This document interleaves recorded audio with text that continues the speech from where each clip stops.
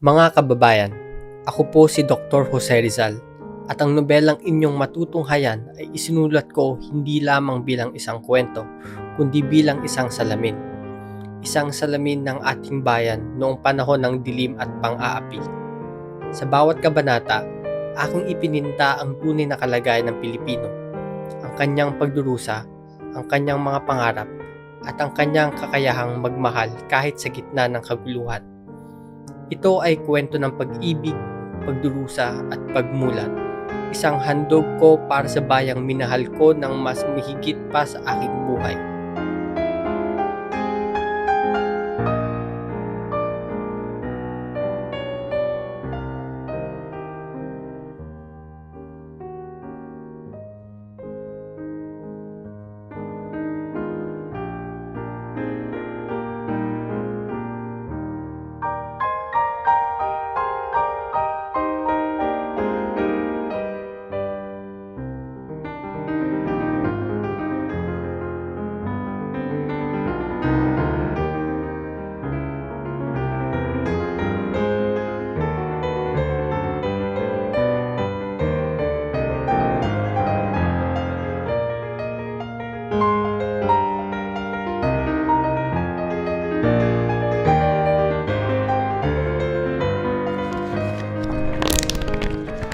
Magsisimula ang kwento sa unang kabanata.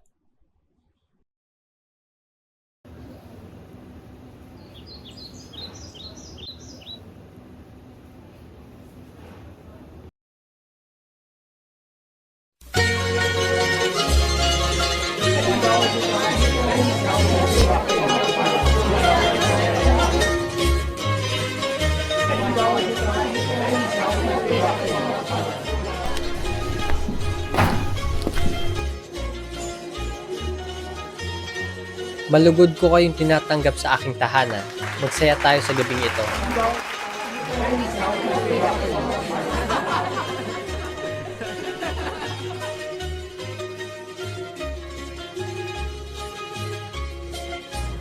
Ha! Tingnan niyo ang aking pamaypay. Walang kapantay ang aking ganda. Nakakatawa doon niya, Victorina. Ang panlabas ay maganda, subalit ang dangal, hindi.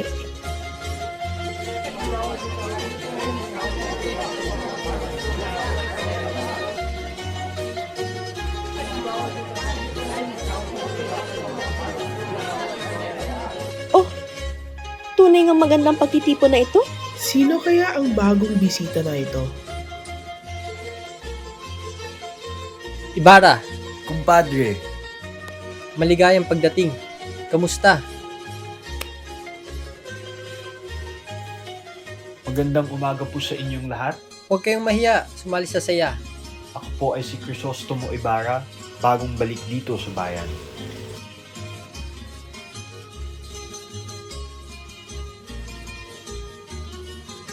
Makikilala kaya siya sa kayamanan o sa galing ng lahi? Walang halaga ang karangyaan kung ang dangal ay wala.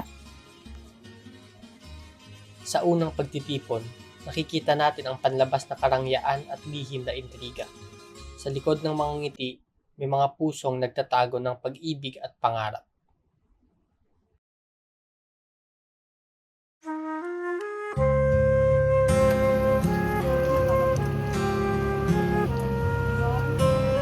Ibarra, naaalala mo ba ng mga araw na tayo musmus pa? Ikaw ang unang nagandog sa akin ng bulaklak. Kahit pilit mo lamang iyong kinuha mula sa halamanan ni Padre Damaso. Tuwang-tuwa ako noon kahit nangingit-ngit niyan sa galit ang aking tiya dahil nagkalat ng lupa ang aking saya. At tuwing dapit hapon, sinasamahan mo akong magdasal sa munting kapilya. Hindi ko pa noon kabisado ang lahat ng panalangin. Kaya tinitignan lang kita at kinagaya ang bawat galaw mo upang hindi mo masabing ako'y lubhang musmus pa.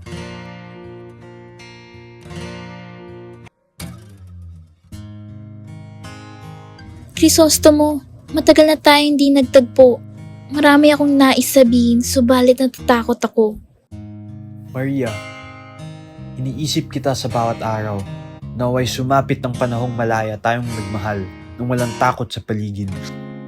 Kung lihim lamang ang ating pag-ibig, paano natin maaalagaan ang dangal ng ating mga magulang? Magtiwala ka sa akin, Maria.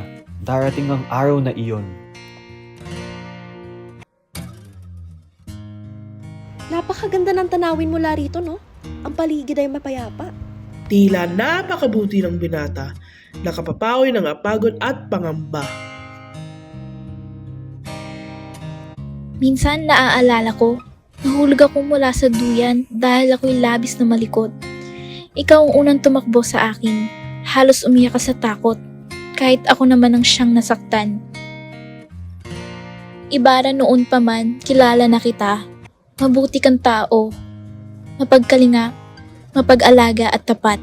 Kaya marahil na hanggang ngayon, ikaw pa rin ang iniingatan ng aking puso. Sana dumating ang araw na ang ating pagmamahalan ay hindi hadlang sa tungkulin. Magtiwala ka sa akin, Maria. Isang araw, magiging maayos ang lahat. Sa likod ng kanilang pagmamahalan, naroon ang pangarap ng bayan. Ngunit ang lipunan ay laging nagmamasid at hindi lahat ay malaya sa takot at balakid. Sa tamis ng pag-ibig ni na Ibarra at Maria Clara, makikita ang pag-asang bumubuhay sa bayan. Ngunit sa bawat pagdampi ng pag-asa, may anino ring sumasabay. Sapagkat sa lipunang ito, habang may pusong nagmamahalan, may mga kaluluwang unti-unting nilalamon ng dilim.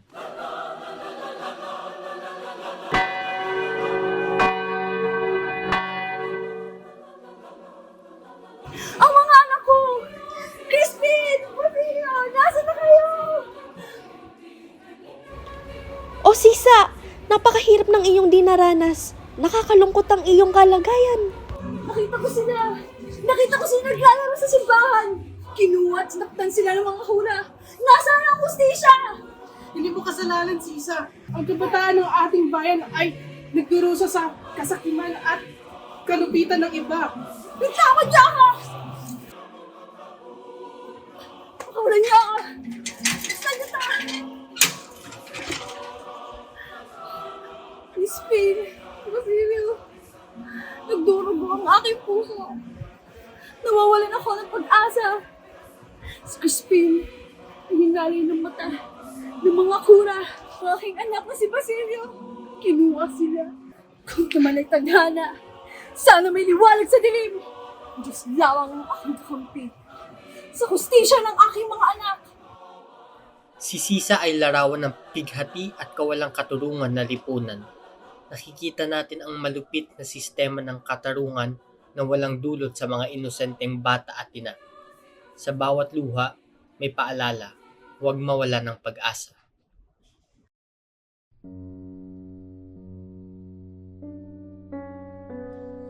Ang kwento ng bayan ay puno ng pag-ibig, pangarap at pakikibaka.